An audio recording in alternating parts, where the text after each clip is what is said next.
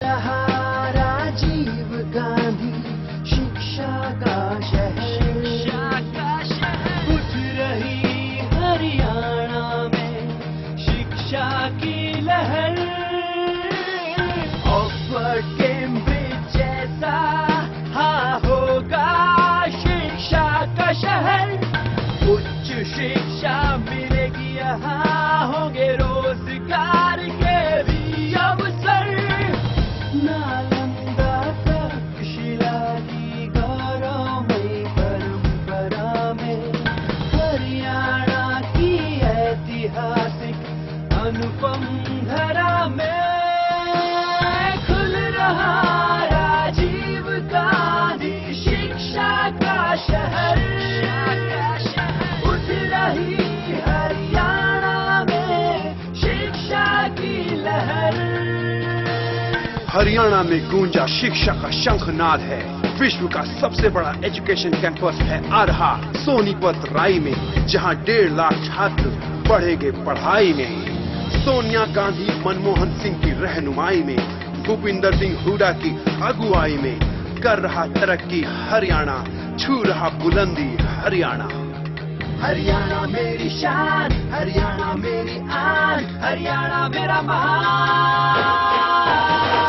बढ़ रहे हैं ये कदम, हरियाणा है नंबर 1। बढ़ रहे हैं ये कदम, हरियाणा है नंबर 1। नए लक्ष्य, नए कीर्तिमान, हो रहा है आधुनिक हरियाणा का निर्माण। ऐसा घर आपने नहीं देखा होगा, संभाल के पोछा मारा अभी। आइए वो भाई साहब, ये देखिए हॉल, ये देखिए चिल्ड्रंस रूम, देखिए कितना बड़ा है। आपके बच्चे खेलते खेलते थक जाएंगे। हो गया, मजे ले लिए। आइए। और यह है बेडरूम, इसकी खिड़की से तारे दिखते हैं, तारे। आपको क्या लगा प्रॉपर्टी डीलर हुआ? अरे आपको अपना घर दिखा रहा था। Pearls infrastructure. हम जानते हैं कि घर अरमान, उम्मीदों और सपनों का बना होता है, तभी तो हम घर बनाते हैं, जिंदगियां बनाते हैं। अक्षय बाथरूम कब धोगे? आज संडे है ना। भूपेंद्र सिंह हुड्डा ने किसानों का ख्याल किया, रेट बढ़ा दिए गेहूं के, ऐसा गजब कमाल किया। हरियाणा के सीएम ने हर किसान खुशहाल किया। खुशियों के अब घर घर बजते ढोल देखो, खुशियों के अब घर घर बजते ढोल देखो। खूब दिए फसलों के ऊंचे मोल देखो, खूब दिए फसलों के ऊंचे मोल देखो। अपने कार्यकाल में मुख्यमंत्री भूपेंद्र सिंह हुड्डा के प्रयास से गेहूं के मूल्य में 720 रुपए प्रति क्विंटल की दर से वृद्धि हुई है, जिससे हरियाणा का किसान खुशहाल हुआ है। इसके विपरीत पूर्ववर्ती सरकार के 6 वर्षों के कार्यकाल के दौरान ये वृद्धि केवल 80 रुपए प्रति क्विंटल की ही हुई थी। इसी प्रकार से धान, चना, गन्ना, कपास, पॉपुलर और दालों के भाव में भी पर्याप्त बढ़ोतरी की गई है, जिससे प्रदेश में खुशी और खुशहाली आई है।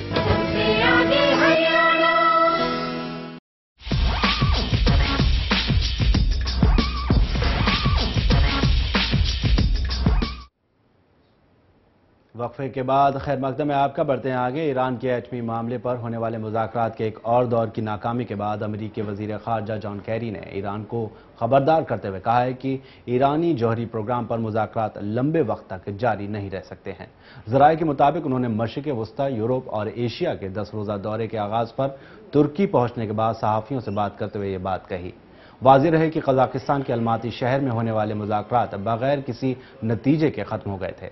इस मौके पर जॉन कैरी ने कहा कि इजराइल और तुर्की बगैर किसी ताख़ीर के ताल्लुकात बहाल करे। याद रहे कि माजी में इजरायली फ़ौज ने तुर्की के एक जहाज़ को निशाना बनाया था जो फ़लस्तीनियों के लिए इमदादी सामान लेकर जा रहा था। इसी बात को लेकर दोनों ममालिक के दरमियान हालात मज़ीद कशीदा हो गए थे। ज़राए के मुताबिक जॉन कैरी का ये दौरा ईरान के पड़ोसी ममालिक को ईरान के खिलाफ आमादा करने की तनाज़ुर से देखा जा रहा है।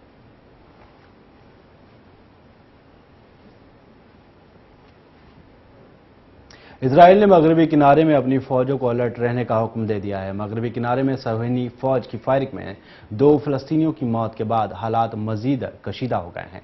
वहीं जेल में इलाज की सहूलियत न मिलने से एक फ़लस्तीनी असीर की शहादत के बाद एहतजाजी मुजाहरों से निपटने के लिए हंगामी हालात का निफाज कर दिया गया है। इजरायली फौज के तर्जुमान ने कहा कि मगरबी किनारे में इजरायली फौज के एहलकार और सरहदी गार्ड्स फ़लस्तीनियों के एहतजाजी रैलियों को रोकने के लिए पूरी तरह से तैयार हैं। इजराइल ने मगरबी किनारे में अपनी फौजों को अलर्ट रहने का हुक्म दे दिया है। मगरबी किनारे में सहूनी फौज की फायरिंग में 2 फिलिस्तीनियों की मौत के बाद हालात मजीद कशीदा हो गए हैं। वहीं जेल में इलाज की सहूलियत न मिलने से एक फिलिस्तीनी असीर की शहादत के बाद होने वाले एहतजाजी मुजाहरों से निपटने के लिए हंगामी हालत का निफाज कर दिया गया है। साथ ही इजरायली फौज के तर्जुमान ने कहा है कि मगरबी किनारे में इजरायली फौज के एहलकार और सरहदी गार्ड्स फिलिस्तीनियों की एहतजाजी रैलियों को रोकने के लिए पूरी तरह से तैयार है। याद रहे कि इजरायली जेल में कैंसर के मरीज में मुब्तला फिलिस्तीनी असीर की शहादत के बाद इजरायली फौज की फायरिंग से 2 फिलिस्तीनियों की शहादत ने पूरे फिलिस्तीन में गम और गुस्से की लहर दौड़ा दी है। वहीं इजरायली फौज के तर्जुमान ने बताया कि मुश्तल फिलिस्तीनियों की जानिब से रमल्ला शहर के इलाके में सहूनी फौज पर पेट्रोल बम फेंके गए हैं। ताहम इससे कोई फौजी जख्मी नहीं हुआ है। इससे कबल इजरायली हुक्काम ने जुमे की नमाज के लिए फिलिस्तीनियों की मस्जिद अक्सा आमद पर कड़ी पाबंदियां आयद कर दी थी। इजरायली सिक्योरिटी फोर्सेज ने मगरबी किनारे के शुमाली इलाकों से 5 फिलिस्तीनी शहरियों को गिरफ्तार कर लिया है। वहीं सहूनी एहलकारों ने एक फिलिस्तीनी की गाड़ी पर भी कब्जा कर लिया है। जराये के मुताबिक सहूनी फोर्सेज की बड़ी तादाद ने शहर के करीबी गांव पर धावा बोला और घरों में घुसकर तोड़फोड़ शुरू कर दी। साथ ही अहले खाना को घरों से निकालकर बाहर सख्त सर्दी में खड़ा करके घंटों तफ्तीश की। दूसरी जानिब इजरायली फौजियों ने घरों की अच्छी तरह से तलाशी भी ली। जराये के मुताबिक इस ऑपरेशन के दौरान इजरायली फौज ने इस गांव से 4 अफराद को गिरफ्तार कर लिया है, जिनकी उम्र 17 और 18 साल है। इन सब को शहर की सालिम जेल में मुंतकिल कर दिया गया है। दूसरी जानिब गुज़िश्ता रात अपनी एक खौफनाक कार्रवाई में इजरायली फौज ने शहर के एक नौजवान को गिरफ्तार कर लिया है। ऐनी शाहिदीन ने बताया कि इजरायली फौज ने अचानक इस चेक पोस्ट को बंद करके दर्जनों गाड़ियों को रोककर उनकी तलाशी शुरू कर दी।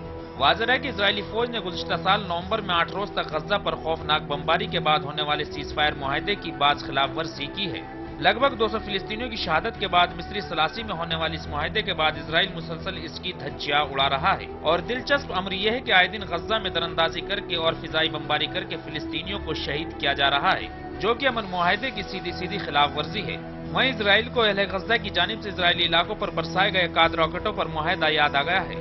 इसी तनाज़े में इजरायली हुक्काम ने अक़वाम मुत्तहिदा में मुस्तकिल मंदूब के जरिए सिक्योरिटी काउंसिल में फिलिस्तीनी मज़ाहमतकारों के रॉकेट हमलों की शिकायत दर्ज करा दी है। इजराइल ने अक़वाम मुत्तहिदा से कहा है कि इजरायली शहरियों के तहफ़्फ़ुज़ का वक्त करीब आ गया है। ख्याल रहे कि सिक्योरिटी काउंसिल में 1-2 मरतबा फिलिस्तीनियों की जानिब से बरसाए गए रॉकेटों पर शदीद रद्द अमल का मुजाहरा किया गया है। और वहीं इजराइल की फौज सीज फायर के बाद पहले दिन से ही मुआहदे की खिलाफ वर्जी कर रही है। Bureau report, channel 1 news. Afghanistan के सूबा ज़ाबुल में एक खुदकुश बम धमाके में 5 अमरीकी हलाक हो गए। हलाक होने वाले अमरीकियों में 3 फौजी और 2 सिविलियन एहलकार शामिल हैं। यह हमला ऐसे वक्त हुआ जब आला अमरीकी जनरल डैम्सी मुशावरत के लिए अफगानिस्तान के दौरे पर हैं। अफगानिस्तान के सूबा ज़ाबुल में एक बम धमाके के नतीजे में 5 अमरीकी हलाक हो गए, जिनमें 3 फौजी और 2 सिविलियन एहलकार शामिल हैं। ये कार्रवाई जुनूबी सूबे ज़ाबुल के सदर मुकाम कलात में की गई। ज़ाबुल में हलाक होने वाले अमरीकियों में एक नौजवान खातून सिफारतकार भी शामिल है। इन 5 अमरीकियों के अलावा एक अफगान डॉक्टर भी कलाश शहर के खुदकुश हमले में मारा गया। अमरीकी काफिला ज़ाबुल सूबे के मरकजी शहर के एक स्कूल को किताबों का तोहफा देने जा रहा था।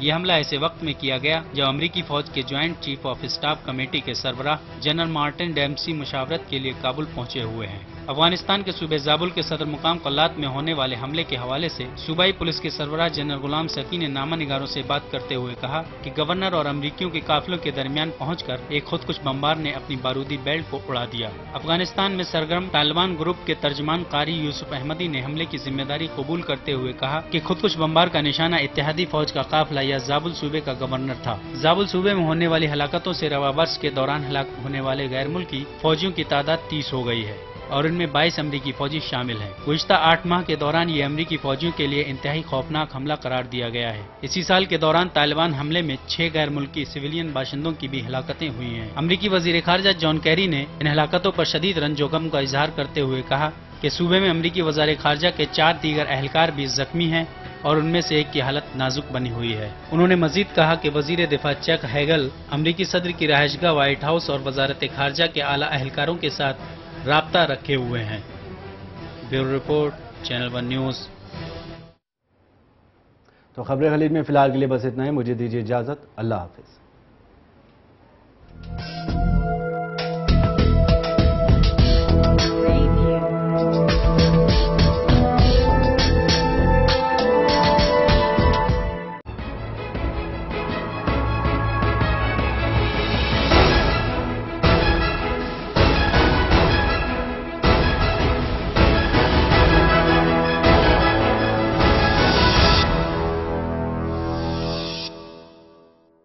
हुड्डा जी की सोच महान, खिलाड़ियों का किया उत्थान, चारों ओर ब्लॉक स्तर